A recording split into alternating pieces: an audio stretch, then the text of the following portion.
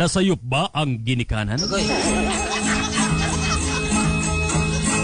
Kay matud pas sa panultion, kaniadto og karon, ang mga batang buutan garbo sa ginikanan, apan ang walay batasan, mayo kayong dauban, kay matud pa sa sanglitanan, unsay bunga, maoy punuan. Apan nasayop ba ang mga ginikanan?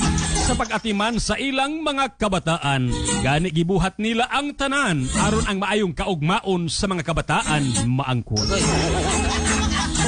Isan sa tumang kakabos, padayong naningkamot og nag-antos. Aron ang mga kabataan sa pag-eskwela makatapos. Bisan kada adlaw nagsudan na lang og ginamos. Mahinungdan nga ang ilang lagos na pudpud in town og naopos. Samtang ang mga kabataan dito sa ilang eskwelahan, sa kwarta sa paggasto nagpatuyang, sa walay paghuna-huna man lang, ang kwartang ilang gigasto hinaguan sa ilang makaluluoy nga mga ginikanan.